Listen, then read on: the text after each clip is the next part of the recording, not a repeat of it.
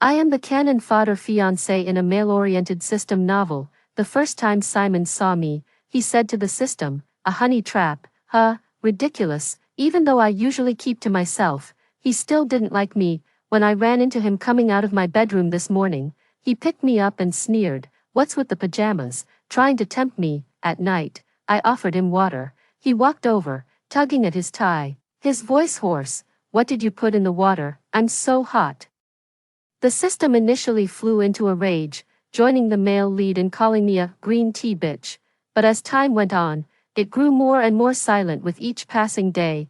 The day came for the divorce in the story. Simon proactively explained to it, "I was set up by this woman. She cries every time I leave. Indeed, her tactics are formidable, preventing me from getting a divorce." The system's tone was numb. "No one cares, huh?" When I discovered Simon was the male lead in a male-oriented system novel. I was already married to him, just like all the cliché plotlines in books. The Smith and Lincoln families were old family friends. Simon and my sister were also engaged from childhood, until the Smith family went bankrupt, and Simon fell from grace into the depths of despair. The Lincolns, valuing their reputation, still honored the marriage contract, only, they replaced my sister with me, the unfavored one. Picking up a man my sister didn't want, I felt unbalanced and hated Simon intensely. I would constantly humiliate and boss him around, calling him a toad trying to eat swan meat. Never underestimate a youth in poverty. The male protagonist embarks on his journey of comeback. Before long, Simon transforms from a poor boy into a business magnate. He exacts revenge on those who once shamed and mocked him, and I, his cannon fodder ex-wife, because I cheated, after a terrible divorce, being retaliated against by Simon, and finally freezing to death on the streets. After realizing I was just cannon fodder in a book, I was so scared I fell seriously ill. After recovering, I discovered I could actually hear the system's voice. The first time he saw me, the system told Simon, "The Lincoln family deliberately changed the marriage partner, but it doesn't matter, they can divorce when the time is right." Simon looked at me for a long time, then averted his gaze. "I know, pretty women are the best at deceiving people." The system and I were both stunned. "I didn't say she would deceive you," Simon interrupted it. "Isn't it just a honey trap? The Lincoln family is nothing special." He looked me up and down, pulling out a sarcastic smile. "So what if her eyes are a bit bigger, her skin a bit fairer, her mouth a bit smaller?" Laughable. "I've seen all kinds of people. Do you think that pretty face of yours can tempt me? Your Lincoln family profited quite a bit when the Smith family fell on hard times, didn't you? Don't think for a second that I'll forget about it just because I marry you." The dream's plot intertwined with Simon's harsh words. My movement to approach him stopped. I stood rooted to the spot, my voice trembling. "No, it won't happen, I won't play tricks." After a long pause, I finally heard Simon's reply, "Good that you know, your tricks won't work on me." Simon emphasized again, as if to reiterate, "It's completely useless." Simon was true to his word, even after we got married. We lived together, but he didn't spare me a glance, treating me as if I were invisible, until one day, after I had finished washing up in the evening, I happened to run into him while he was eating. After going bankrupt, Simon was kicked while he was down by old enemies. He couldn't find any decent work at all. He could only earn money through manual labor, often leaving early and returning late. Because I was timid, I always stayed in my bedroom, so we rarely saw each other. I didn't expect him to come back so early today, so when I saw Simon, I immediately wanted to turn around and go back, but a voice stopped me. Simon looked at my pajamas and sneered, "Can't wait, huh? What, wearing clothes like that in broad daylight, trying to hook me?" I looked down at my pajamas, because I was afraid Simon would misunderstand me again. I specifically bought long sleeves and long pants. Besides, isn't it already evening? Is it strange to wear pajamas? Simon's prejudice against me is already so deeply ingrained, so, there's no escaping it. Even like this, the system was somewhat exasperated. "Host, please don't be fooled by this malicious cannon fodder. She's doing it on purpose, trying to get money from you." Well, it is a husband's duty to spend money on his wife. This part was indeed in the plot, even when Simon and I lived in a cramped rented room. But she was still vain and delicate, completely oblivious to how hard Simon worked for his money. All she cared about was money. constantly dining at expensive restaurants, obligation, of the system's long speech. Simon only heard these 2 words. He stood up and walked towards me, his face grim, my legs turned to jelly from fear, and I barely managed to stay on my feet. I didn't want money. If not money, then it must be something else. Simon picked me up and walked towards the bedroom. He had prominent brow bones, a fierce look, and was tall. Just one arm was enough to hold me steadily, while the other hand found time to close the door. I had forgotten, once married, there are new things to do. Dressing like that is just a reminder for me to fulfill my marital duties, isn't it? Fine, I'll satisfy you.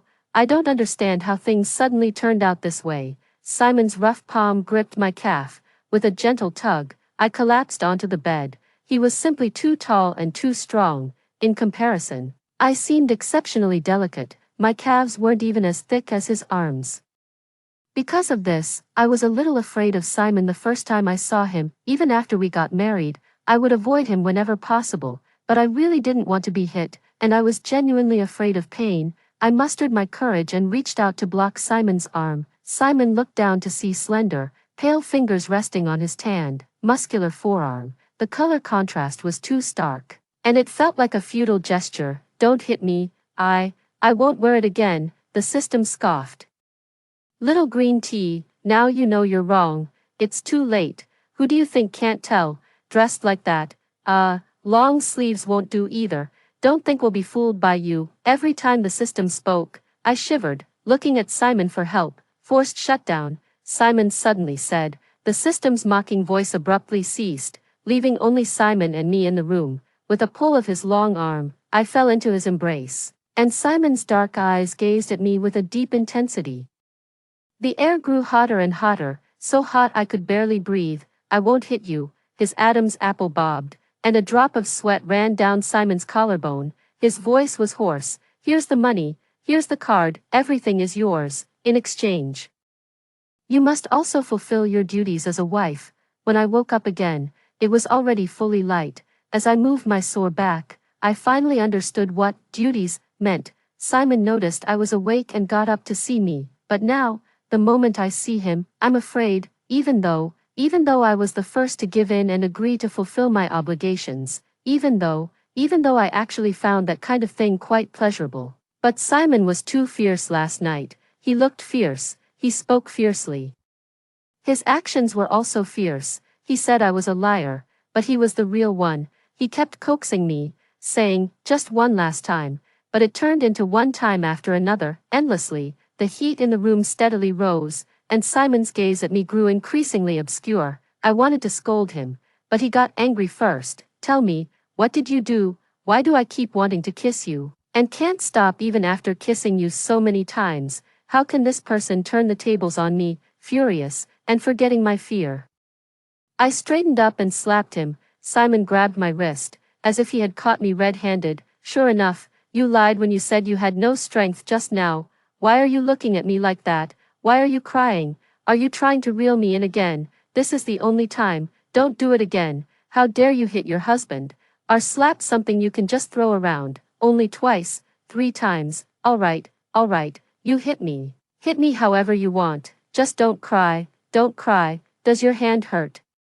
I told you not to hit me, but you insisted. I'll hit myself. Hiss. It's just a broken lip, a joke. I'm stronger than you. Isn't it normal to slap myself until I bleed? So when I woke up, the first thing I saw was Simon's handsome face, sporting a slap mark. He helped me up and gave me a glass of water. Then he squeezed my arm, his brows furrowed, looking very displeased. Your physique is too weak. You can't just stay at home all day like this. You need to exercise.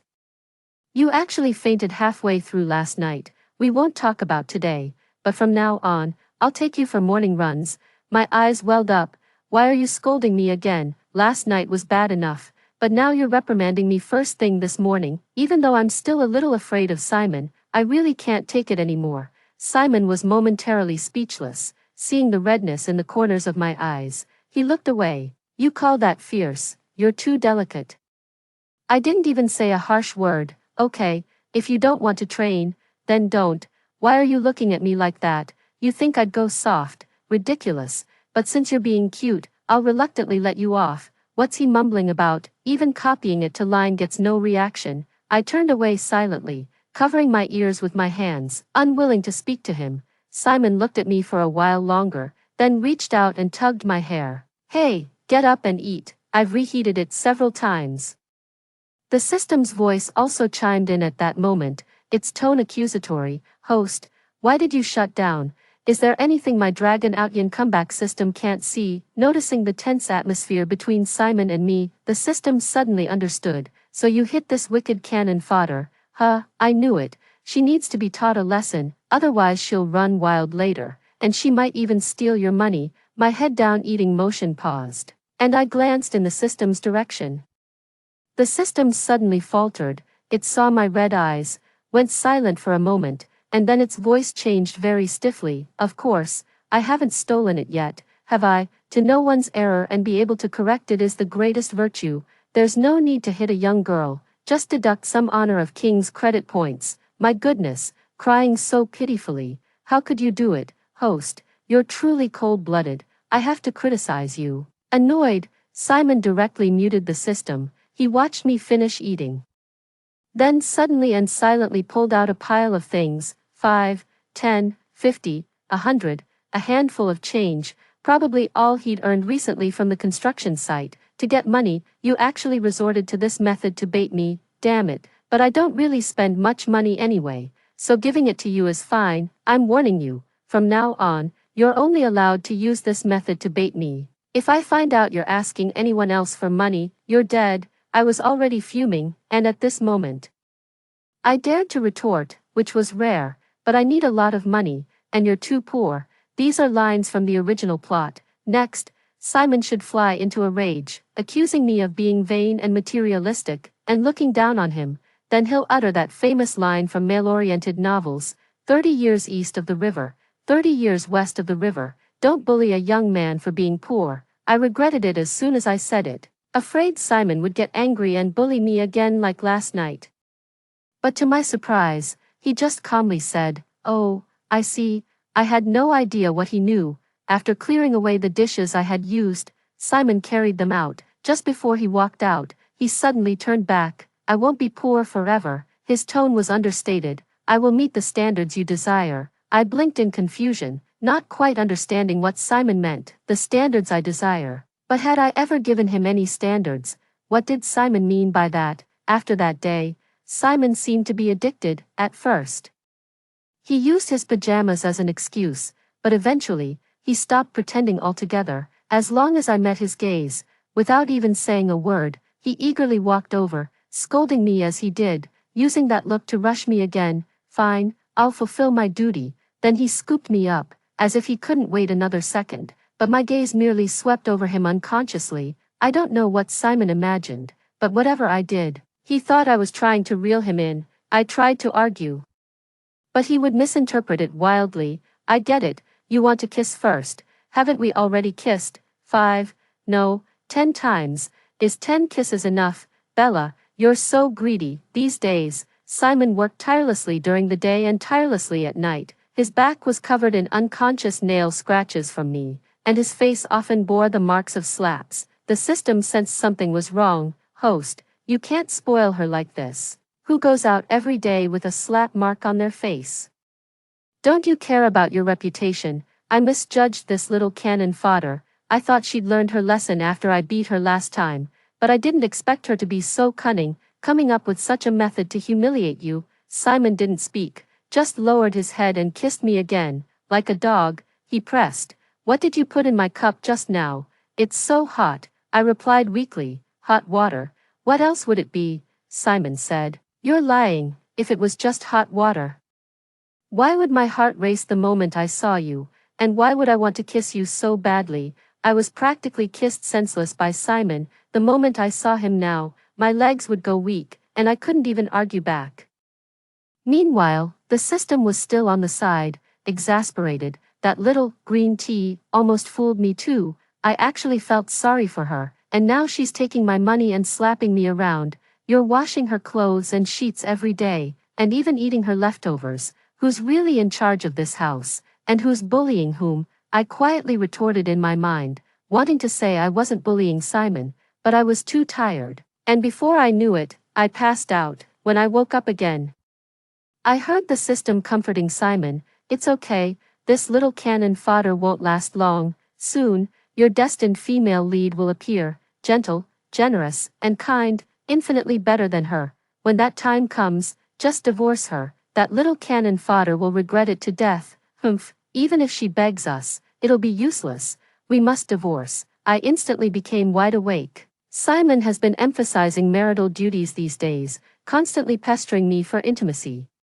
It almost made me forget that this male-oriented novel has a female lead. The female lead and Simon fell in love at first sight, were captivated at second sight, and walked hand in hand to the pinnacle. But I am not the female lead, I'm just a vicious, insignificant cannon fodder ex-wife. I heard Simon's voice. He lightly uttered 3 words while caressing my cheek. I know, that night. Simon walked into the room again and found the door wouldn't open. "Why is the door locked? Open up. Come out and eat. I'll put medicine on you after you finish." My voice was muffled. "No need, you eat by yourself, don't worry about me." It was quiet outside for a moment, then Simon said, "Are you angry? Do you think I was too harsh?" "I didn't want to be, but you put something in my water. Of course, you have to face the consequences of your actions. And besides, didn't I stop in the end? Be good, stop making a fuss. Open the door." In the story, I drugged him because I was sexually frustrated. But yesterday, I didn't put anything in it at all. It was just a regular cup of hot water. I felt wronged, and then I thought of the female lead the system mentioned. Simon is too wicked. Since he decided to divorce me, why does he keep pulling me into doing these things every day? And he insists on saying that I'm the one making moves, that I'm deliberately seducing him. I've been a good girl, I haven't done anything bad. But he and the system still think I'm the villain in the story. The injustice in my heart grew heavier, and I didn't want to say a word to Simon. After Simon tried to coax me a few times, he became a little annoyed. "What's the big idea? You reel me in, and now you're playing hard to get. You think I'm head over heels for you, so you can talk to me when you feel like it and lock me out when you don't. How did I make you angry? Tell me, don't just lock the door. What's that supposed to achieve? Bella, are you doing this on purpose? Are you deliberately messing with me?" Laughable, playing hard to get. "Do you really think I'll fall for your tricks? Don't think I'll beg you, eat it or don't. I'd rather give this food to a dog than to you." The heavy footsteps outside the door faded, and the system's voice slowly receded. "I told you, that little green tea is quite cunning. She really played us for fools. I even heard her say her throat hurt and specifically used points to exchange for medicine. My kindness was wasted on her. Serves her right, let her hurt." Host, hurry up and go to work. When you come back, throw the money at the door. I don't believe that little green tea won't open the door for you. Surely she won't refuse to open the door for money. Host, eat faster. Time is money. You can earn dozens more yuan by working an extra hour. Can you do it or not? Simon's tone was irritable as he cursed the system. "Shut up. Go throw the medicine at her door. Use it or don't. I don't care." Her voice is hoarse, but her temper is getting worse. Once the living room fell silent, I waited a little longer before carefully opening my bedroom door. Simon had indeed already left for work. It was empty outside. I lowered my head, and by the door, 2 bottles of medicine lay quietly. One bottle was for a sore throat, and the other was for that place. My face flushed, and like a thief, I quickly took them into the room. Although the system spoke harshly, the medicine it provided was genuinely effective. After using it, my discomfort quickly disappeared.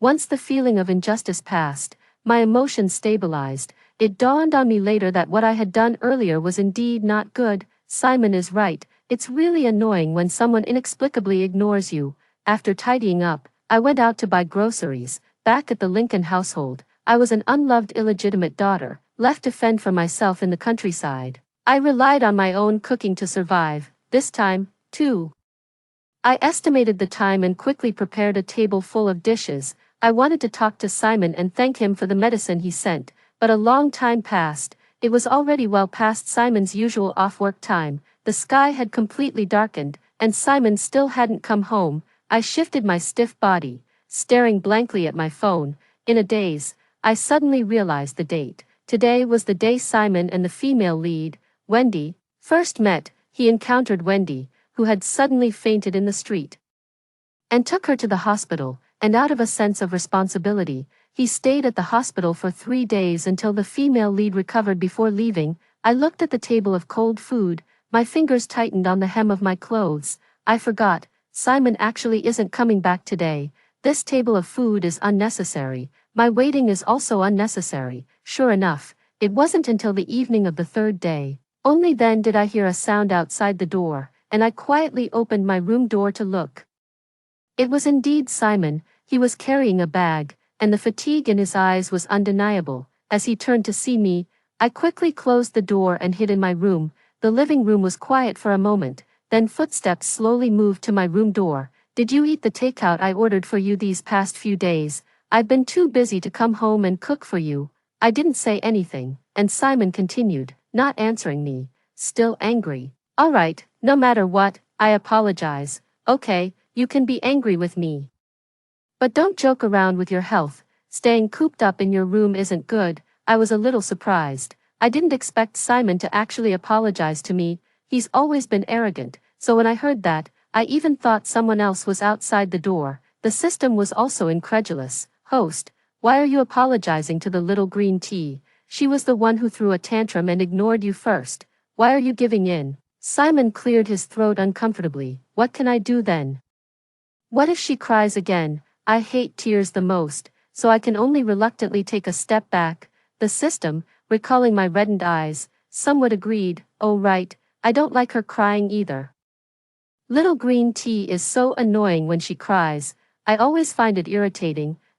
Host, why don't you apologize again? Let me think. Say it 10 more times. That's enough, otherwise it's too much. I'm afraid she'll play hard to get again. With a click, the door opened, and Simon and the system's conversation abruptly stopped. I kept my head down, avoiding their gaze. The wontons I left for you in the fridge, do you want them? Simon had a huge appetite. He ate all 60 wontons, leaving nothing behind. He picked at them while eating. I'm not hungry at all, but since you went to the trouble of making them for me, I'll reluctantly accept, I said weakly. I didn't make them, they're frozen ones from the supermarket. Simon paused, then continued as if nothing had happened. Oh, no wonder it tastes the same as what I ate before, but it's progress that you voluntarily cooked for me. You finally realize someone in the family works hard outside. This time I didn't argue and quietly watched him finish eating. Simon still washed the dishes after dinner. In his words, he was afraid I'd hurt my hand and find another excuse to torment him. Simon seemed to have completely moved on from what happened before. After washing up, he happily picked me up again, wanting to kiss me, but this time, I stopped him. I struggled out of his arms, took several steps back, and met Simon's stunned gaze. I'm a timid and weak person, short in stature, and with a soft voice. But on some matters, I have my own convictions that I must make clear. Simon, we can't do this anymore. I avoided his direct gaze and whispered, otherwise, what about divorce later? Simon's expression went from initial bewilderment to annoyance, and finally to sudden realization. She's still mad, isn't she? Starting to talk nonsense. The system was also a bit confused. Haven't seen her in a few days. And the little green tea's tactics have escalated. She's even bringing up divorce now. Hilarious. Does she really think she can threaten us? I lowered my head, fiddling with the corner of my clothes. Of course, this wasn't a threat. What right did I have to threaten Simon? It's just that I really wanted an answer, so I continued to ask. Simon, do you have someone you like? This was a strange question, married, and still asking her husband if he had someone he liked. So Simon was stumped by my question. He looked at me, then averted his gaze. Why are you asking that? What? Does this have something to do with you being angry? I pressed on. What kind of person was it? Was it love at first sight? Simon seemed a bit annoyed, blinking rapidly and for a long time, as if he didn't care at all. I guess so. As for what they were like, what else could they be like? Don't they all have 2 eyes and 1 nose? That's too vague. I wasn't satisfied, so I pressed on. Is she a very gentle, very generous, very kind person? These were the words used in the story to describe the female lead, Wendy, and also the consistent evaluation of her by those around her. A little bit gentle, a little bit generous, a little bit kind. Simon glanced at me, then quickly looked away, and a little cuter. The huge weight in my heart finally lifted, and my chest suddenly felt empty. What did Simon mean by looking at me like that? Was it because he and the system always called me bossy, delicate, willful, and malicious? So, when describing the female lead, I subconsciously thought of myself as the control group. The system couldn't help but interject, "What's wrong with the little green tea today?" asking all sorts of random things, still angry, perhaps. "I'm telling you, don't be so petty every day." Petty, again. The system's words further confirmed my suspicions. I stood up. "I'm going to wash up first. I'm a bit tired today." After walking out a few steps, I could still hear the system's puzzled voice.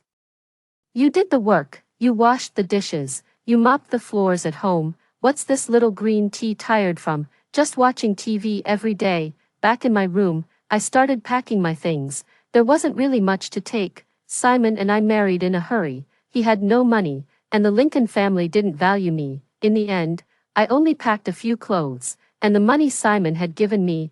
I pursed my lips, carefully folded it, and placed it under the mattress. I knew Simon worked on construction sites, earning 300 yuan a day. This money was soaked with his sweat and fatigue. I didn't want it, nor did I want to take it. I packed my things and hid my suitcase under the bed. This way, the divorce can be clean, and both parties can maintain their dignity. No sooner had I put it down than a knock came from the door. It was Simon. He grabbed my wrist as I reached for the door, his fingers rough. I looked down, avoiding his gaze. "I'm a bit tired. I won't be doing any of that tonight." Simon interrupted me. "I didn't come to see you for that. What do you take me for? Can't a husband talk to his wife?" The light at the doorway was a bit dim. My wrist felt a chill, and Simon slipped something onto it. "Here, wear it if you want, put it away if you don't." I looked, and it was a gold bracelet. Simon said casually, "I saw you liked it. Isn't it just a bracelet? I can get you one if you want." I thought for a moment before realizing what he meant by liked. It was someone I knew from my WeChat moments getting married. She showed off her wedding photos, house, car, and the bright, conspicuous golden bracelet on her wrist. "A villa, a BMW, I'll give you those too someday. Believe me, I'll make something of myself very soon." When others say something like that, it's usually seen as making empty promises, or being out of touch with reality. But Simon wasn't like that. He was the male lead of a male-oriented novel, and he would indeed rise to power in the near future. Simon's fingers gently traced my eyebrows and eyes. "All right, don't be mad at me, okay?"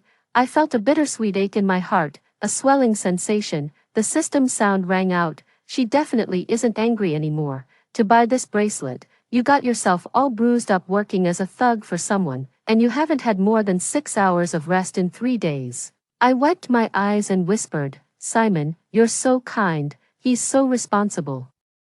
Even towards me, his cannon fodder ex-wife, making up for the missing gold bracelet from our wedding." The system was displeased.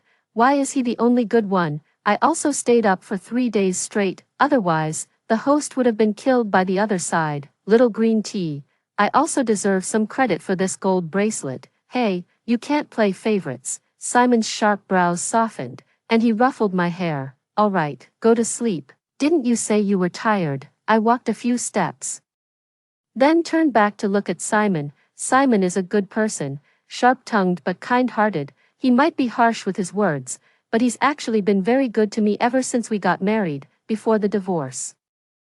I also wanted to give him a gift. I was abandoned in the countryside to fend for myself. I dropped out of school after junior high, and was only brought back later for an arranged marriage with the Lincoln family, so I didn't have many career options. Most easy jobs require degrees and certifications. It took me a long time to find a bubble tea shop where I could work as a general helper. Originally, my job was to make bubble tea and cut fruit in the shop.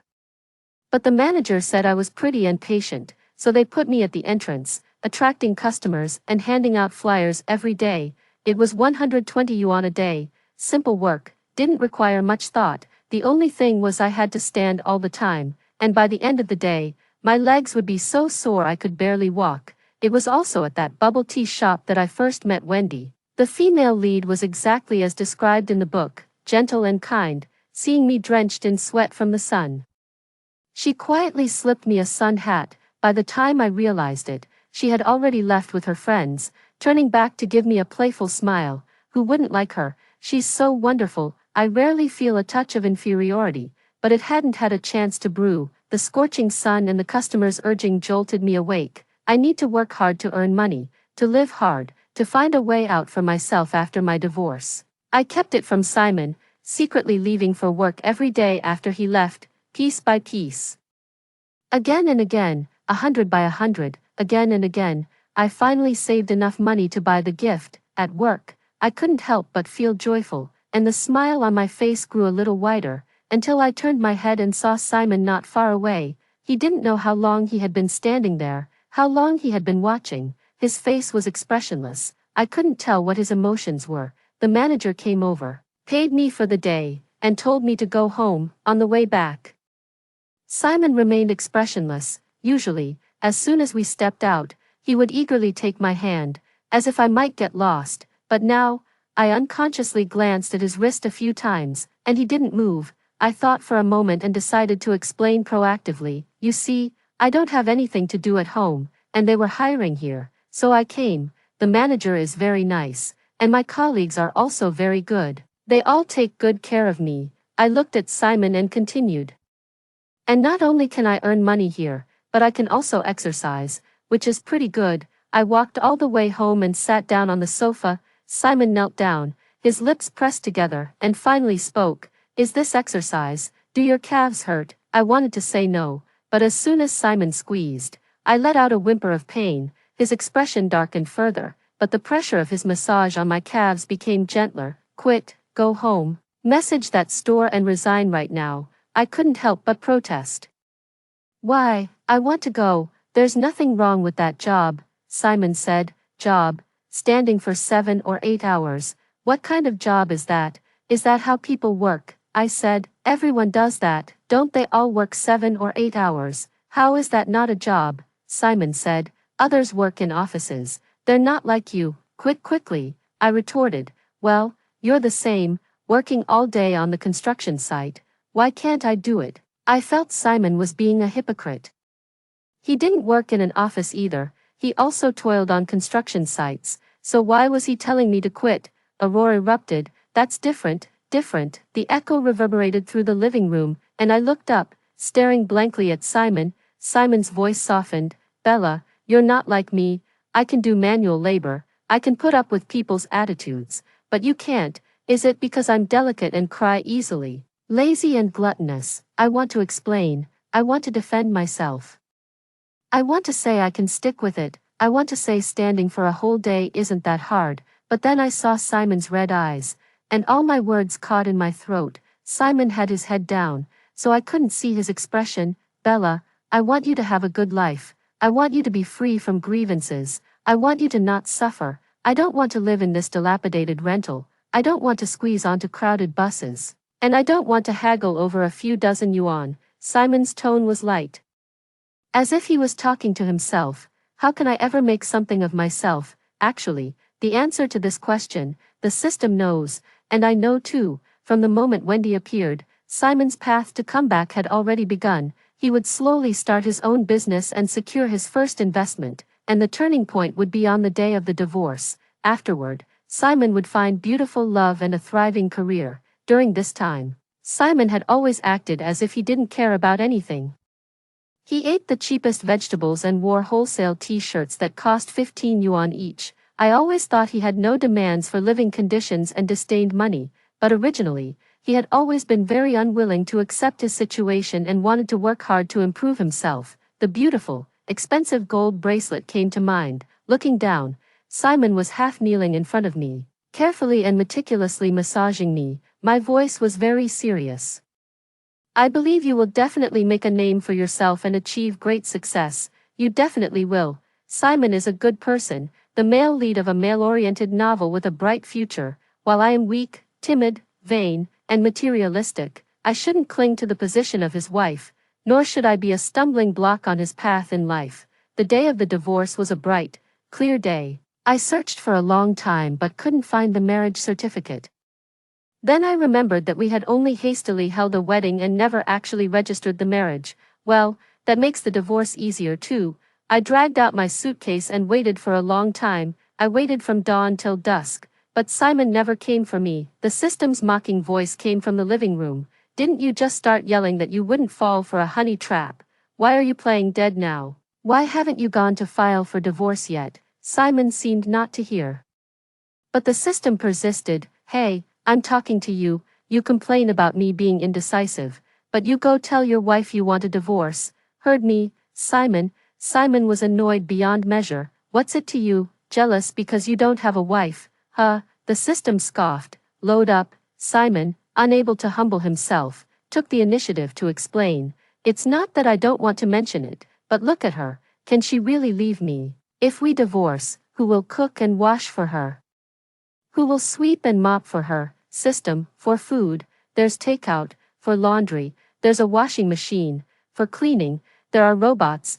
What do you have to do with it? Simon ignored him, continuing to find excuses. I suspect this woman set me up. She definitely laid a trap for me. As soon as I think about divorce, my heart starts to pound. Could she have poisoned me? And what if she intentionally stages some live broadcast, portraying me as a scumbag who abandoned his wife and child? The system listened to this string of words, only rolling its eyes. Don't explain to me, nobody cares. I'm just asking you, if I hadn't poisoned you, hadn't set you up, would you dare to ask for a divorce? Simon stayed silent, turned around, and cursed at the system. Crazy. Whether I ask or not is none of your business. Simon thought I had an ace up my sleeve. He thought I'd throw a tantrum, be relentless, and cling to him. My chest felt heavy, and I turned and went back to my room. The next day, I left a divorce notice and pulled my suitcase out the door. Along with it, I left the gift I had prepared long ago. It was a bouquet of irises made of silver. Being short on cash, working at the bubble tea shop these days, silver was all I could afford. My blessings were written on the greeting card, irises bloom.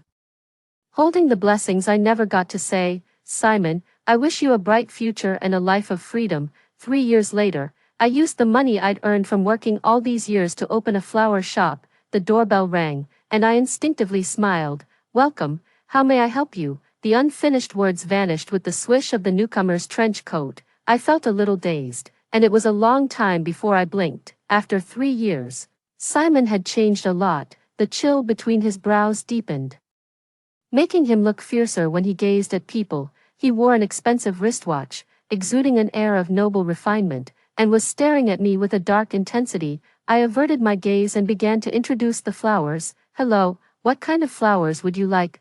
We have roses, Chinese roses, a bunch of irises. Simon interrupted me. I don't know if he recognized me. Perhaps meeting today was just a coincidence. But when he said the words, iris flower, my heart still trembled. Tell me about the iris flower. My mind seemed to stop working, and I subconsciously read from internet. The iris flower, also known as the blue butterfly, prefers warmth and is cold-hardy. In Europe, the iris flower generally symbolizes light and freedom. Wrong, Simon interrupted me, saying, besides those, the iris has other flower meanings. It's seen as a messenger of love, a rainbow of the soul, representing love and admiration. He walked towards me, step by step, so aggressively. You own a flower shop, how could you not even know this? I stumbled backward, my mind suddenly in a whirl, speaking without thinking. I'm sorry, I didn't know. I'll give you a discount on this bouquet. Simon suddenly grabbed my wrist. I was cornered by him. He almost gritted his teeth. Bella, even now, are you still pretending not to know me? 3 years later, the system also popped up at this moment, indignant. Exactly. Exactly, after abandoning your husband and child for so many years. You're now pretending not to know them. You're truly too much. That day, I practically fled in a panic and didn't dare go to the shop for several days. When I finally mustered the courage to go to work, I found Simon standing at the door. He came almost every day while I helped customers package bouquets. He just sat there, handling his official duties. I'd seen him several times. His career was booming now, and emails were almost constant, but he didn't seem to think anything was amiss.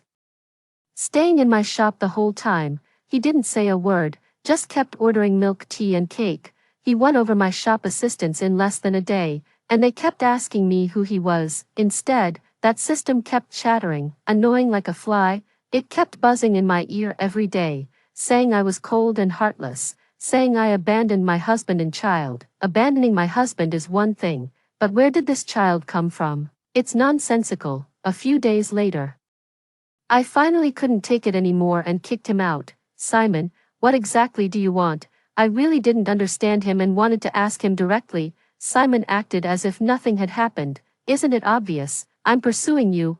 I was a little confused. Why are you pursuing me? The system chuckled. What kind of question is that? What else could it be? You like me? I thought Simon would object. But he actually hummed in agreement. I was silent for a moment before saying, the person you like isn't me. Are you toying with me by saying this now? Simon almost laughed in exasperation. I was like a dog, being bossed around by you back then. Bella, put your hand on your heart and tell me, what did I ever do to wrong you? Talking about toying, aren't you the one toying with me, leaving without a word? Was it fun watching me go crazy? My thoughts were pulled back to the past, and remembering it, my eyes welled up. I asked you, and you said you liked someone. That's why I left. Then why didn't you ask who that person was? I did ask, and you said that person was cute, gentle, and generous. Exactly. Think about it. How many times have I praised you in bed for being cute, for being generous, always gently indulging me? I quickly stepped forward and covered Simon's mouth. What is this? What is he even saying? All those words, about my hands being cute, my calves being cute when blushing, and he praised me for being generous.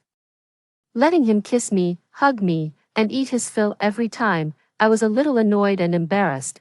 Aren't you annoying? How could I take those words seriously? Simon looked down at me and said, but every word I said was true. Love at first sight was true, and liking you is also true. He held my wrist, his tone serious. Bella, when you left that bouquet, was it to wish me a bright future, or did it hide the unspoken love you had for me? I've already wasted 3 years of my life with you. Please, just take pity on me, I beg you. Tell me, Bella, I truly love you, but what about you? Are you willing to give me a chance? Most of the shops on the street had closed. Just a little bit. I returned Simon's words to him, like a little, anticipate a little, be shy a little. Rough fingers intertwined with mine. Simon whispered, I lied before. I actually love you more than just a little bit. The system also chimed in softly. It's a lot, Bella. He loves you a lot, a lot.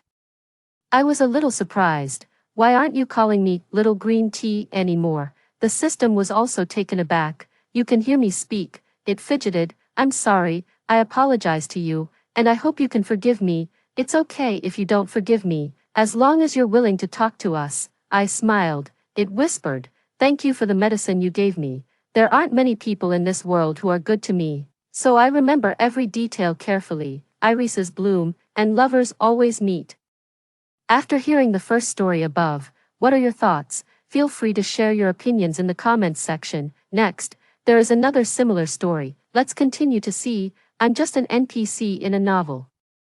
My daily fixed line is, Miss, you are the first girl the young master has brought back. So far, the young master has brought back 582. Finally, the young master couldn't help but speak to me. Can you say something different? I smiled. That's an extra charge. After I said that, the young master, with his immense wealth, threw down a black card. The young master said, I'll name a price, and you say a different line every day. I held the black card, still smiling. Yes, young master.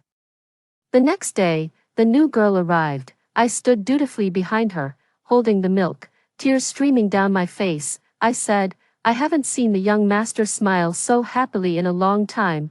The butler, a step behind, stood not far away, also holding milk and weeping. The young master crushed a glass in one hand and asked him gloomily, Why are you crying again? The butler said, She's saying all my lines. The young master was speechless. I completed my task and left, taking off my maid uniform to rush to the next scene. A qualified worker doesn't just work one job. The scene shifts, and I'm now a server at a high-end KTV. A new colleague is clumsy, dropping 3 glasses in 3 steps. My supervisor assigns me to train her, so I lead her to a private room. As soon as my colleague walks in, she spills a drink on someone. The person she spilled it on is none other than the young master I had just served at the villa. The young master and I exchanged glances. My colleague, looking quite pitiful, had already started wiping the wine stains off the young master, when he suddenly grabbed her hand. The young master said, "I'll remember you." He said it to her, but his eyes were fixed on me. Oh no, a professional worker has suffered a setback, caught by their employer secretly working a second job. What's that experience like? However, I'm not in the mood to speculate about my employer right now. I need to dutifully deliver my exclusive catchphrase. After we came out, I pointed at her. I said, "You're in trouble. That's the Crown Prince of Beijing's elite circle. If you've offended him, you won't have an easy time." My colleague's face was pale, and they looked like they were about to collapse. Having said that, my work was done, and I immediately left for my next part-time job. A new clerk arrived at the 24-hour convenience store, beautiful and aloof. I smiled as usual, preparing for work. The next second, I made eye contact with the young master again. The young master was speechless. I couldn't hold back. "Let me explain," the young master said. 10,000 a month plus a black card, and you're playing the poor person act for me at a convenience store." The aloof new colleague couldn't help but defend me. "Excuse me, I'm the one playing the poor person act, and I haven't even started work yet." The young master was speechless. Young master snorted coldly and stood still like a door god.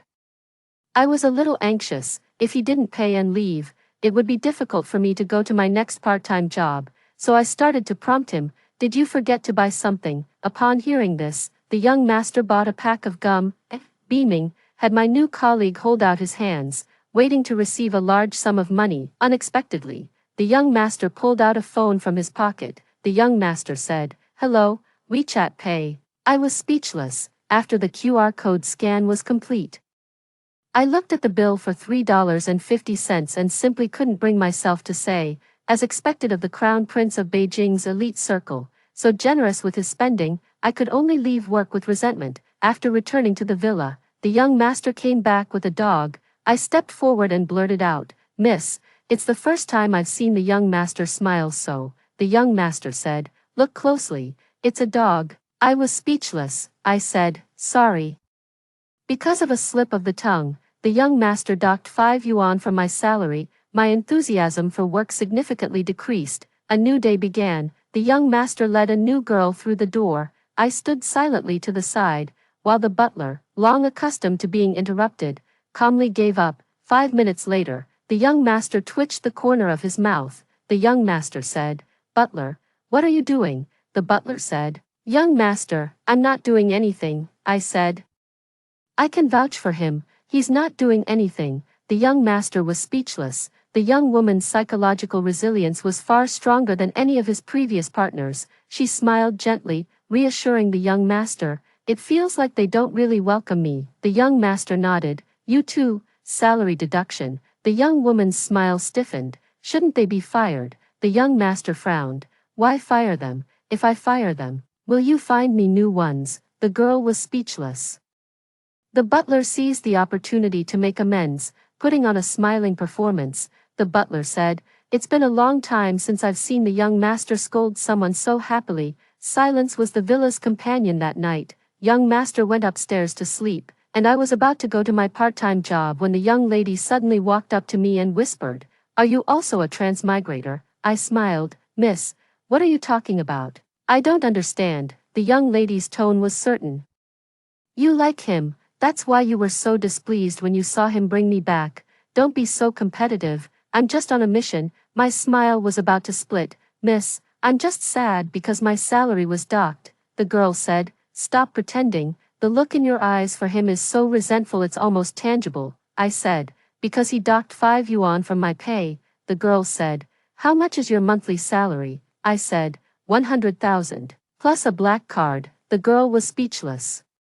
She growled in disbelief. "It's just $5. Is it really that big of a deal?" I said, "I've been working for so many years, and I've never felt such a great injustice." The girl was speechless. Chatting with her had already severely cut into my work time, so I pushed her away and ran to the KTV. The new colleague hadn't been fired yet and was still diligently trying to frame the big bosses. I finished reciting the quote to her with satisfaction. And just as I was about to go to the convenience store, the team leader stopped me. I said, "Foreman, is there anything else?" "Foreman, you're fired. Foreman, you offended the crown prince of the Beijing Circle. There's nothing we can do. Good luck to you." How familiar those words sounded. I hadn't quite recovered after the supervisor left when my new colleague, pursing her lips, came over and patted my shoulder. "Don't be too sad. You'll find a new job." I turned to look at her. She said all my lines. The new colleague was speechless. Those who steal others' lines will eventually have their own stolen. I drifted aimlessly towards the convenience store, where the aloof clerk wore an apologetic expression. I soon found out why. The manager handed me my wages, then bowed. "I'm sorry, you're fired," promoting civility and new customs, bowing before firing someone. Having lost 2 part-time jobs in a row, I returned to the villa feeling defeated. Without even looking, the butler smiled and said, "Miss, you are the first girl the young master has ever brought home." I said, "Friend, don't shoot." Only then did the butler open his eyes. "Sorry." Force of habit, I asked, "Where's the young master?" "I don't see him," the butler said. "He said he went to raid a hideout." I was shocked. "What kind of hideout requires the young master to raid it himself?" The butler said, "All the places you've worked part-time have had your picture and slogans plastered on them." The butler said, "This person is forbidden from working here part-time." I was speechless. The young master returned to sleep after clearing out his hideout. I followed him like a ghost. I said, "Why won't you let me work part-time?" The young master calmly responded, "The Green family does not permit servants to work part-time elsewhere. You have breached your contract." I said, "Young master, you can dismiss me." The young master said, 200,000 a month. What did you just say? I didn't quite catch it. I resumed my professional fake smile. "Young master, would you like to eat first or bathe first?" The young master looked at me for a while before saying it was time to eat. The previous transmigrator hadn't left yet. She automatically floated down for meals when it was time. The transmigrator hugged the young master's arm and began to whine. "Jack, can you come out and play with me today?" The young master finished his soup and slowly brushed her hand away. The young master said, "Don't you have legs?" The transmigrator said. "What?" The young master said, "You have legs. Can't you walk? Do you always need someone to accompany you?" The transmigrator was speechless. After infuriating everyone, the young master calmly returned to his study to work. I said to the transmigrator as I cleared the dishes, I said, "Miss is so fortunate. The young master dotes on you so much." The transmigrator said, "Would you want this fortune if it were offered to you?" I was speechless. She rubbed her temples in frustration. Why is this guy so hard to win over? How did the previous people succeed? Suddenly, she looked at me. The transmigrator said, 5,000. Tell me how the previous women made him fall for them. I smiled. "Miss, you are the first girl the young master has ever brought home." The transmigrator said, "Really, I don't believe it." No matter how much she pestered me, I remained unmoved. Before quitting time, the young master asked me to come to his study. The young master, completely at ease, asked, "Why didn't you agree to her?" I confessed honestly, "She offered too little." The young master was speechless. Getting fired by the young master for 5,000 yuan isn't worth it. I can still tell the difference between one full meal and always being full. The young master rubbed his temples. "You can sell the information to her," I said. "Why?" The young master was cold and ruthless. "The Green family doesn't need a mistress who is full of schemes." Although I knew I shouldn't, I still wanted to remind him. I said, "Young master, the mistress of the Green family is your mother." The young master was speechless. He became angry out of embarrassment, and I had 5 yuan deducted from my salary again. Several days passed, and the transmigrator still hadn't left. She seemed bored, or perhaps genuinely thought I was an ordinary NPC, and started chatting with me. The transmigrator said, "I envy you." I said, "Miss, I don't understand." The transmigrator sighed. "To be able to live in a novel, to follow your master and not have to struggle for a living, to easily earn 100 or 200,000, I've almost completed the plot, only to get stuck at the very last step. When I go back, I still have to wake up and go to work. Isn't a corporate slave's life still a life?" I didn't speak, just like an NPC in a game who only triggers dialogue to advance the plot. The next second, the young master came downstairs, frowning deeply. "Why haven't you left yet?" The transmigrator Transmigrator was furious. I haven't even successfully completed the strategy/capture. How can I leave? Am I supposed to walk to my death? The young master looked at me and said, I remember I asked you to help her cheat. I looked down at my fingers. Sorry, I forgot, the transmigrator said. You're not an NPC, I said. That's right, the transmigrator said. Why can you talk? I patiently explained. Miss, I've always been able to talk, the transmigrator said. Then why didn't you respond to me when I just said all that? Before I could speak, the young master's words were a revelation. The young master said, because it costs extra. The transmigrator was speechless. After seeing off the transmigrator this time, I let out a long sigh of relief. I tilted my head and said to the young master, you've already brought back 600 women. This story node is complete. The young master nodded. It's time for me to ascend the throne, I said. If the master heard you talk like that, he'd kill you. These 600 female leads come from different novels, and the young master is the sole male lead in all 600 of them. Only today have we finally completed the first encounter mission. The next chapter is about the young master becoming a CEO, and I have no part in it, so I'm preparing to go work on another novel. I waved at him. Young master, it was a pleasure working with you. I wonder if the male lead in the other novel will be richer than him. Stepping into the passage, I heard the system's settlement sound. The system said, congratulations, host, for completing your roleplay. A codename has been generated for you, the chosen worker. I said, can you introduce me to some higher paying jobs? The system said, don't worry, the next one is a business war novel, and neither you nor the male or female lead will lose out. I sighed, I really want a vacation.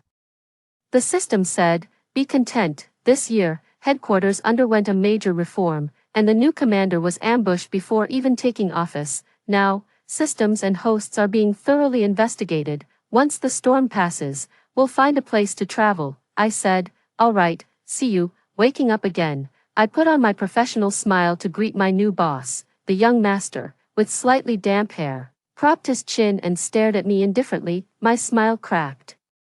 I suspected I hadn't fully woken up and was seeing the wrong person. The young master said, what are you looking at? Do I have gold on my face? I was speechless. Confirmed, it's truly my sharp-tongued young master. I said, young master. The young master nodded.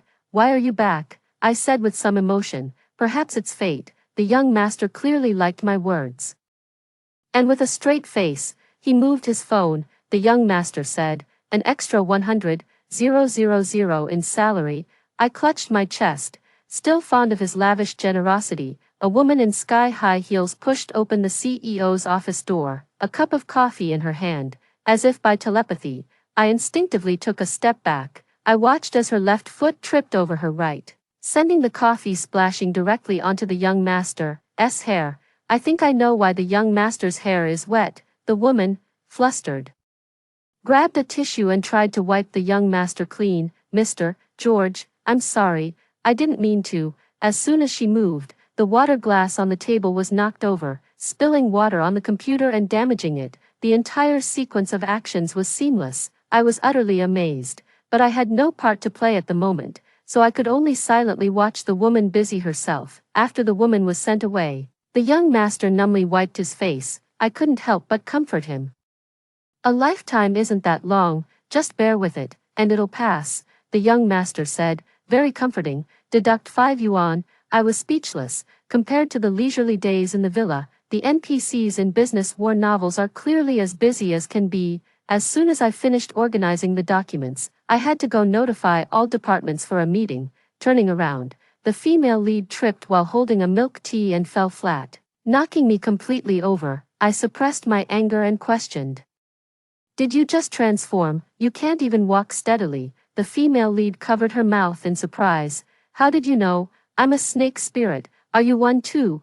I was speechless. Can't spray this one. Discharged. If I couldn't contact the system, I would have asked it. Has the standard for hiring at headquarters become so all-encompassing now? Steering clear of the snake spirit female lead, I returned to my office. The young master said, our competitors are stealing cardboard boxes from our production line. What are your thoughts on this? I replied, young master, I'm just an assistant. The young master waved his hand grandly. add 50,000 to your salary. I immediately patted my chest and declared, isn't it just a business war? I can do that too. After work, I walked to the competitor's company, nodded to the person in charge for the handover, and he handed me a mascot costume.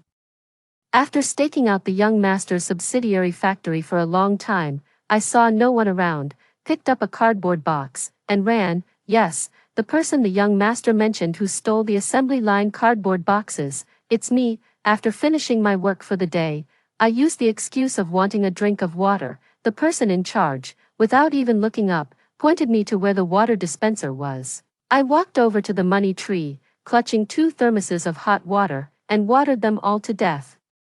Having done all that, I brushed off imaginary dust from my clothes and walked away. The next day, back at young master's company, he was on the phone. The person on the other end, of unknown character, calmly cursed at the young master for half an hour, then hung up. The young master turned to me and said, Yang In. I said, I'm here, young master. The young master's tone was flat. Your business strategy is to drown someone's money tree. I said, young master, how did you find out so quickly? The young master said, guess why I just got yelled at. I was speechless. I began to comfort him.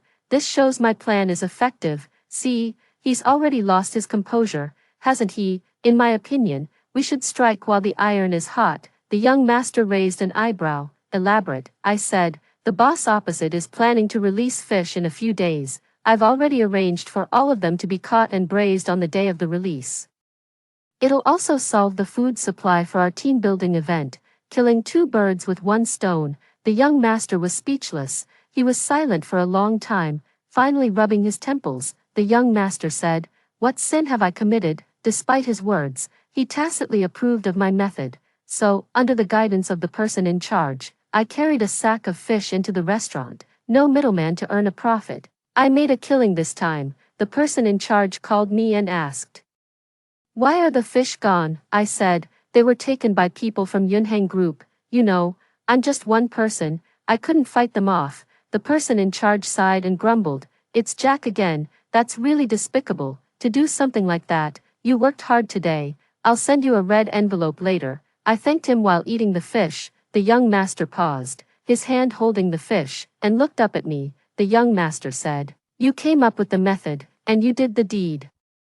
So why did he only scold me? I said meaningfully, for things like this, they only scold the mastermind. The young master frowned, but I'm not the mastermind either. I used a fish to block his mouth. You are now. The young master was speechless. Being forced to take the blame is the most deadly. Everyone was having a great time at the team building event, except for the female lead, who sat with a dark expression, breaking 3 pairs of chopsticks. I walked over and whispered to her, what are you so angry about? You're a snake spirit, not a fish spirit. We didn't eat your brothers or sisters. The female lead suddenly broke down at my words. The female lead sobbed.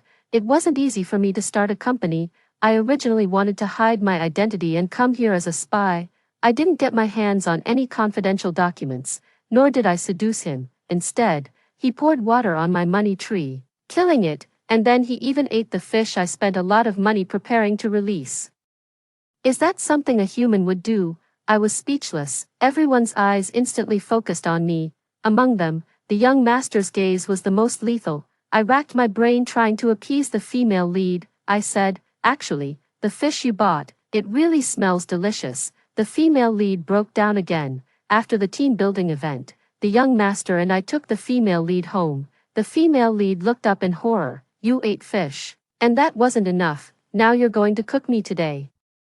The young master rubbed his forehead. It's a society governed by law. Murder is illegal. I quietly added, it's not illegal. She's a snake spirit. The young master was speechless. The young master drove the car out, and the female lead got into the passenger seat first. The female lead said, don't think I'll sit in the back. I don't trust her. As he spoke, he glared at me. I shrugged. And the young master opened the car door and handed me the keys. Then he got into the back seat. The female lead said, why are you driving? I said, because he's the boss. The female lead said, I'm also a boss, but I don't even have a car. I said, then you're really struggling. The female lead was speechless. Halfway there, the female lead said she was carsick. I pulled over for a few minutes, and after she finished throwing up, she opened the back car door. The female lead said, "I'm not used to sitting in the front, Mr. George. Could you squeeze in with me?" I could tell she hadn't given up, but I didn't say anything. I even felt a little sorry for her. The next second, the young master's thin lips parted slightly. "Those hitching a ride aren't qualified to crowd me. If you're not sitting, get out." The female lead was speechless. The female lead said, "I'm a girl, why aren't you more considerate?" The young master raised his eyes and glanced at her. "Are you as good-looking as me?" The female lead subconsciously made a comparison, then shook her head. The young master sneered, "You're not as good-looking as I am, so why should I be gentle with you? Ugly people always cause trouble." The female lead was speechless. The female lead slammed the car door shut and left in a huff, but the young master stopped her. The female lead said angrily, "What? Do you want to humiliate me?" Young master said, "You haven't paid yet." The female lead was startled. "What money?" The young master grew a little impatient. "Do you think you get to ride in my car for free? Pay up." The female lead was speechless. The female lead angrily threw out a few banknotes and left without looking back. I couldn't help but speak up for her. "Young master, you're being a bit much." The young master handed me the banknotes. The young master said, "Is it still too much now?" I smiled slightly. "What's too much? Everything you do, young master, is right." A few days later, the female lead's company, which had been opposing us for a long time, suddenly sent a peace signal. After reading the email, cracks appeared on the young master's usually calm face. The young master said, "No." "Is she sick?" I asked. "What's going on?" The young master laughed in exasperation. "She said she'd give me the company if I married her." I was speechless. I said, "You agreed?" The young master said, "No, I told her to go see a psychiatrist." Excellent. As expected of the young master, he could break apart even steel rebar tied by the matchmaker. I subtly reminded him, "Young master, we're in a romance novel." The young master said, "What romance novel?" I said, "Didn't you read the role-playing guidelines before starting your job?" The young master pursed his lips. "Yang-een, I've been in this world since I was born, after you said goodbye to me. I waited 5 years to see you again. Although I don't know who you are, I want you to know that I am not one of you." I was startled. "But why can you understand us?" The young master hesitated. On the verge of speaking, the young master said, "Actually, I always thought you were mentally ill back then." "Is that polite?" The fact that the natives could understand the conversations of us role-players was already a serious bug. "Which is why I contacted the system," I said. "System? He's really not your colleague," the system said. "It's obvious that neither the male nor female lead in this book are, because the male and female leads are children of destiny, and the difficulty of replacing them is too great, making it not worth the effort. Plus, none of us want to die." I said, "So that snake spirit isn't my colleague," the system said. "What snake spirit?" I briefly described what the female lead did. The system said, "Headquarters has no information on a replacement for the female lead, so it's highly likely that this female lead is indeed not very bright." I rubbed my forehead. "When will the bug be fixed?" The system said, "It's not a bug, it doesn't qualify for a fix. Maybe the author gave him some innate conditions, not sure, but this doesn't affect the process. Just be careful with what you say. I'm a bit busy, so I'll be going now," I said. "Wait," I looked at him suspiciously. "What are you busy with?" The system said. What else could I be busy with?" I began to threaten. "If you don't tell me the truth, I'll report you." The system was silent for a moment, then blurted out, "Okay, I admit I recently bought a house, a car, and got married. I'm about to go on my honeymoon." I said, "Where did you get the money?" The system's voice grew fainter. "What if I told you it was yours?" I said. "You wait for me, I'm going back to kill you."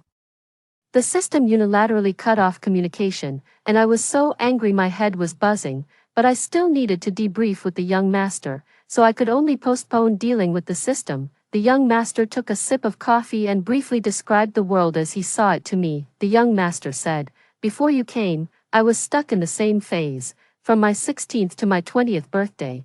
Once I turned 20, time would rewind. It wasn't until you appeared and told me the chapter was ending that my life broke free from the loop.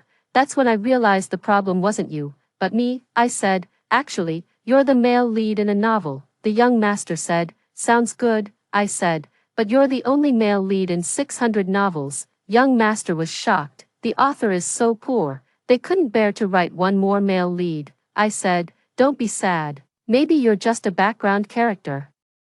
Young master stared at me intently and said, has anyone ever told you not to comfort people casually? I shook my head. Young master said, silence is golden, I hope you understand. I said, what if I don't understand? The young master's reply was concise, salary deduction. I was speechless. What a vicious capitalist. The young master suddenly looked at me again. When are you leaving? I said, when this book ends. I can leave, the young master said. How do you know when this book will end? It was then that I realized the system hadn't set an exit goal for me. Without an exit goal, I couldn't determine when I should leave. Damn, the system screwed me over. I tried to contact it again, but was told it was out of service. After seeing my expression, the young master walked over and patted my shoulder. The young master said, this life isn't very long, just bear with it and it'll pass. My tone was faint. Young master. That's my line. The young master, uncharacteristically amiable, said, ask about your salary. Isn't this line mine? I was speechless. It's time to hang some decorations on the streetlights. Being unable to contact the system means I can't leave this world. The only way is to forcibly end the story. The system once mentioned that a temporary host it brought used C4 explosives to eliminate the villain in the cultivation world, solving the problem at its root. Then another problem arises. Both the male and female leads are here. All that's missing is a villain. A thought sparked in my mind. If there's no villain, then create one. I approached the female lead. She had just been discharged from the hospital. I waved my hand. Do you want to date Jack? The female lead quickly nodded. Can you help me? We huddled together and devised an evil plan. The first step of the plan was a heroic rescue.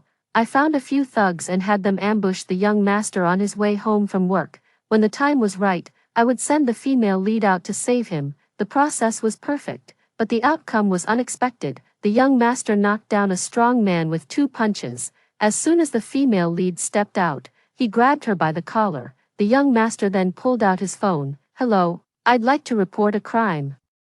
Someone is attempting to engage in malicious business competition through improper means, the female lead said.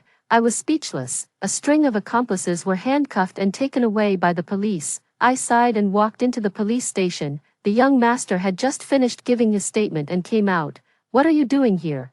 Picking me up. My voice was world-weary. I'm here to turn myself in, the young master said, based on my accomplice's confession.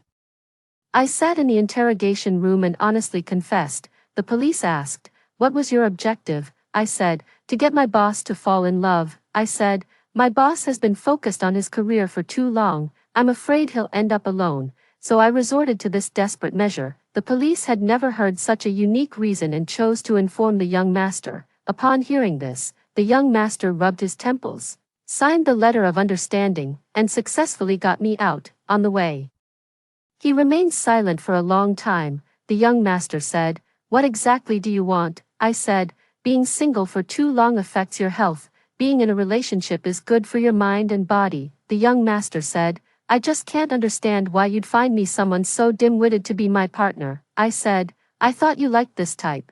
The young master's eyes darkened, and he spoke softly. Yang-in, I said, I'm here, young master. The young master said, don't even think about the bonus. I was speechless. The plan failed, and the female lead was dejected. Why is he still so hard to conquer? It was like this in the last story, and it's still the same in this one. My pupils dilated in shock. Wait, you wouldn't happen to be that transmigrator from the villa, would you? The female lead said. You're that maid. I said, didn't you leave? The female lead sighed. It's a long story. My real mission is to win over Jack. In the last story, I changed identities 600 times and still couldn't capture his heart. But weren't you a maid? How did you become an assistant? I said, because I was too outstanding, I got promoted. The female lead mused. So that's how it is. I thought you were. I asked. What am I? She waved her hand. It's nothing. I just didn't want to run into a colleague. I was about to reveal my identity when I suddenly realized something and stopped speaking. The system said that no one would choose to replace the male and female leads because the risk was too high, and besides, She was afraid of running into a colleague. This was quite intriguing. I tried to trick her. Are you really a snake spirit? The female lead hesitated for a moment. Not exactly. But I did just transform not long ago, and my human brain isn't quite up to par. I squinted my eyes. I said, "That's not what you told me in the villa," the female lead said. "When you're out and about, your identity is what you make it. You didn't actually believe that, did you?" I was speechless. The clown turned out to be me. I have too many thoughts. I think I can sort them out later. The most important thing right now is to ensure the female lead successfully captures the young master's heart. That way, everyone will be happy. I pondered for a moment, then looked up and asked her, "Can you cook?" The female lead said, "No, but I can learn." The next day, I walked into the company carrying an insulated lunchbox. I said, "Want to try a new dish?" The young master nodded casually, eating while looking at his computer. 2 minutes later, the young master put down his chopsticks. I suppressed my excitement. "Young master, was it delicious?" The young master said. "Who made it?" I said. "That snake demon." Young master said. "We can call the police now," I said. After speaking, young master peacefully closed his eyes. "Remember to call an ambulance for me." I thought young master was just joking, until he foamed at the mouth. I said, after a series of checks, it was discovered to be food poisoning. The young master was unconscious, and I called the female lead to question her, saying, "Seriously, sister, how did your cooking give someone food poisoning?" The female lead said, "I don't know either." I said, "Don't you taste your own cooking?" The female lead said, "I do, but I'm not human, so I don't get food poisoning." I was speechless. A daily question. Do I really have to pin my hopes of going home on her? After his stomach was pumped, the young master woke up in the middle of the night. His voice was hoarse. "This was your idea again, wasn't it? What exactly do you want?" I braced myself and explained, putting aside the food issue. "Don't you feel a warmth in your heart? Someone is willing to cook for you." The young master said, "True heartbreak isn't about making a big fuss." I was speechless. The ward fell silent. Before long, the young master let out a long sigh. The young master said, "Yang In, tell me the truth. You wouldn't do these absurd things for no reason." I smiled through my tears, but didn't answer. "If I say too much, I'll be struck by lightning." The young master looked at me for a long time, then suddenly said out of the blue, "As you wish." I don't know if my prayers worked, but the young master started to interact with the female lead. The female lead specifically called to share her good news with me. The female lead said, "He agreed to go on a date with me." I perfunctorily hummed a few times. "That's wonderful." The female lead asked, "What are you doing?" I said, "Doing a part-time job." The person in charge's voice reached the female lead. "Person in charge, brothers, hurry up. Once we've stolen this batch of cardboard boxes, we'll go steal from the next factory." The female lead said, "This voice sounds so familiar." I said, "Because this is an employee of your company." The female lead was speechless. After I finished picking up a batch of cardboard boxes and throwing them into the car, I wiped my sweat. "Why are you so quiet?" The female lead said, Well, I had it on speakerphone, and my date is sitting next to me." I was speechless. "Isn't that the young master?" I was just about to suggest a remedy, but the call had already ended. I had a bad feeling about this. The person in charge saw my long face and came over to ask, "What's wrong?" I said, "My boss found out about my part-time job." The person in charge, "What's wrong with that?" I said, "Because we stole my boss's cardboard boxes." The person in charge paid me for my work and pleasantly told me not to come back next time.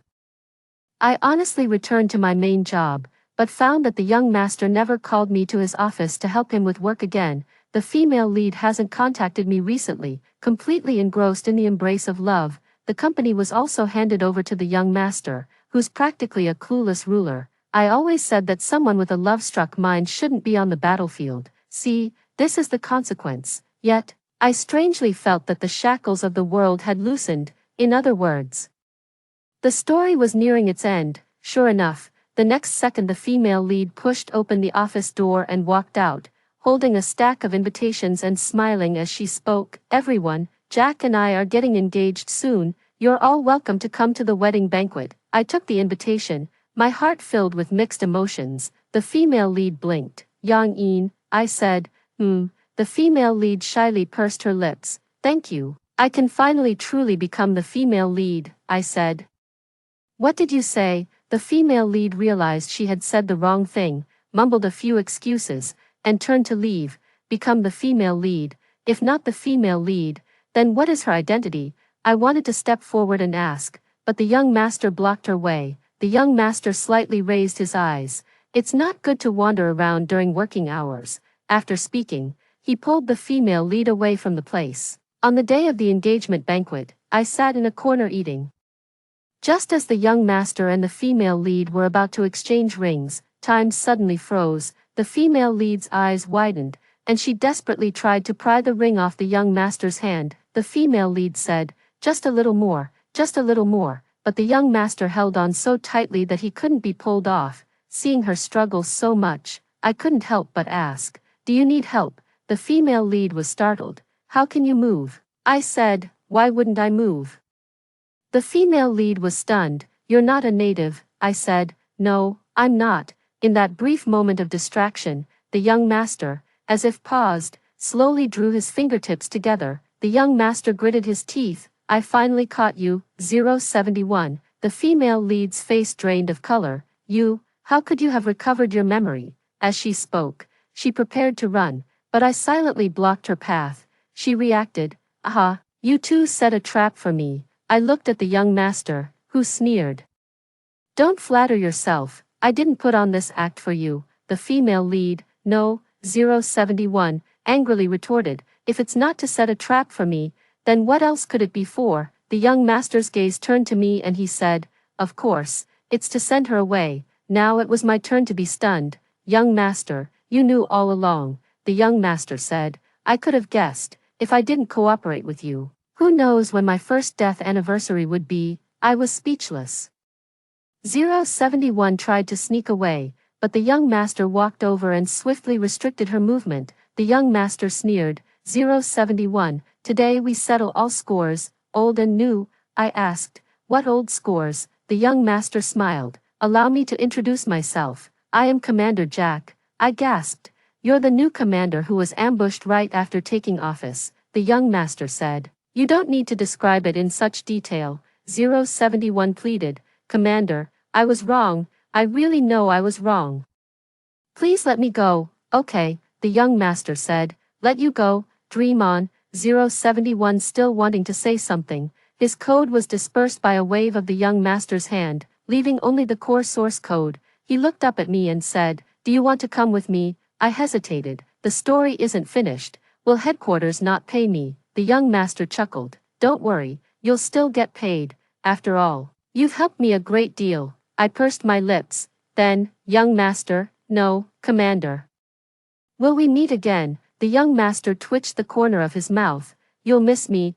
I nodded earnestly. There aren't many capitalists as generous as you left. The young master was speechless. The commander left this world, but he forgot to take me with him. I suspect he's using this as an opportunity to get back at me. That engagement party ended without a trace. No one remembered it, and they were completely unaware that their boss had been replaced.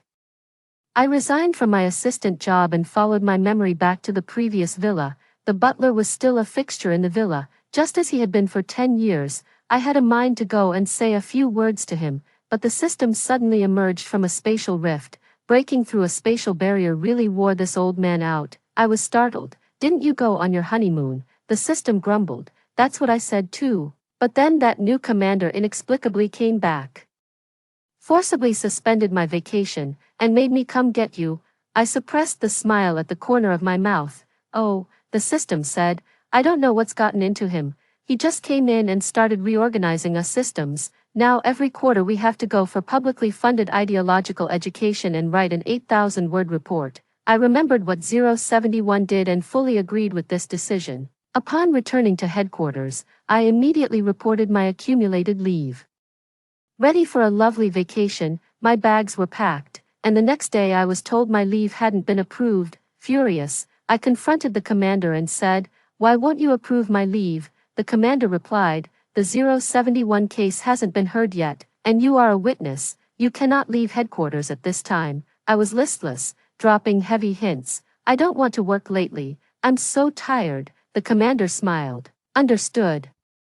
It wasn't until the system was sent out to work for me that I understood the true value of that smile from the commander. A young master is still a young master. I love it. After some time, 071's case went to trial, and I attended as a witness. The commander released 071's source code, and 071's memories were broadcast live on the big screen. She had failed multiple missions and was on the verge of being destroyed, hearing from other systems that the new commander was inspecting small worlds. She had an idea and designed a plan to trap the commander in one of them. Systems can strip away luck. The commander's soul was damaged, forcing him to take on the male lead's identity to use luck to heal. 071 also became greedy for his luck and energy, attempting to become the female lead to contend for luck. It could be said that if their engagement had been recognized by the will of the small world at that time, 071 would have gotten what she wanted and squeezed out the commander's value. All systems and hosts at headquarters were shocked by 071's ruthlessness. 453 said, 071, in my impression, is brainless. How could she come up with such a brilliant plan? 567 said, I vaguely remember her host killing one after another, and she still hasn't been destroyed. 441 said, this is a true warrior, no matter what. 071 is, in some ways, incredibly badass. To be honest, after her memories were made public, I was shocked too. Stupid and brainless was just her persona. With all the human and material evidence, 071 was sentenced to be destroyed in court. After the court adjourned, the commander invited me for a chat. A new coffee shop had opened at headquarters. When I arrived, the commander was already seated, with a bouquet of flowers beside him. I said, Commander, did you need something? The commander gestured for me to sit down. This time, I really want to thank you properly. I scratched my head, embarrassed. Actually, I didn't do much. I probably caused you a lot of trouble. The commander shook his head. 071 fought me tooth and nail back then, trapping me in this villa chapter, trying to slowly wear down my sanity. In the end, I had to seal my memories and brainwash myself just to barely get through it, until you arrived at the villa. Logically, this chapter would have been put into the archives if it had been reset too many times. I had already given up hope, but you were able to receive this mission, giving me a glimmer of life. I truly must thank you. I nervously touched the tip of my nose. At the time, I wanted to make quick money. The missions in the sealed vault all had high bounties. So the system and I secretly hacked into it and took on missions we shouldn't have. I never expected that. By some strange twist of fate, I would end up saving him. Fearing he might want to settle scores later, I prepared to bolt. Commander, if it's just a thank you, I've received it. If there's nothing else, I'll be going now. The commander said. Wait, my attempt to run froze. The commander stood up, holding the bouquet of flowers. The commander's expression was a little unnatural. Gratitude is only one part. The most important part is, would you like to go on a date with me? I subconsciously asked him, when did you regain your memory? The commander mused. After I was hospitalized for food poisoning. I smiled apologetically. I'm sorry, Commander, I can't go on a date with you. If it were the young master, I might agree. But he isn't. He's the commander. The commander frowned. Why? I didn't answer, and quickly ran away.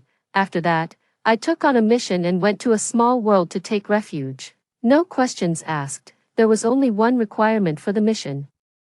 Conquer the villain. I was stunned. Wasn't I supposed to be an NPC? Why am I being assigned conquest missions? I can't submit a complaint right now, so I've decided to go see the villain's true face first. If they're good looking, I'll give it a try. The man was hunched over his work, creating something, and I tiptoed closer to him, as if sensing my presence. The man looked up and met my gaze. My heart skipped a beat. Jack smiled faintly. Are you trying to conquer me? I nodded slightly. Jack. Gotta pay more. Extra story, regarding the complaint report about a certain commander abusing his power for personal gain and affecting others' work experience. I wrote no less than 8,000 words, but it was rejected instantly. The commander specifically replied to the email. The commander said, read, rejected, appeal invalid. I was speechless, furious. I confronted him that very night. Commander, you can't do this, the commander said. Oh, do what? I said. You can't deliberately interfere with my life just because I rejected your confession, the commander said. I'm still paying your salary, approving your leave, and I even applied for your year-end bonus without performance reviews. Tell me, how have I interfered with you? I bit the bullet and continued, a forced melon isn't sweet, Commander. There are so many hosts and systems at headquarters. Can't you find another crooked tree to hang from? The commander said. I thought you understood me. I was confused. Understood what? The commander said. Whether a forced melon is sweet or not isn't important. If I like this melon, I will definitely get it, I said.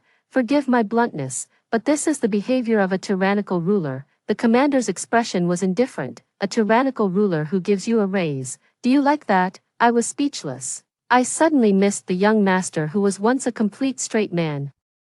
What's with this flirtatious maniac now, and still has a tight grip on me, the commander said. I don't think you've grasped one fact yet, I said. What? The commander pointed to his head. I have memories. If you just like that Jack, I'm no different from him. So what are you being awkward about? I silently grumbled. The young master wouldn't flirt with people so indiscriminately like you, the commander said. I apologize. I've only ever flirted with you, so I'm not very skilled. Please bear with me. If you don't like it, that's okay, although I'll be sad. I won't bother you again. I was speechless. That feeling of being manipulated again. This time, it was my turn to rub my temples. Commander, you're impossible. After hearing the two stories above, what are your thoughts? Feel free to share your opinions in the comments section. Looking forward to hearing from you. If you liked this story, don't forget to like it, share it, and subscribe to my channel. See you next time.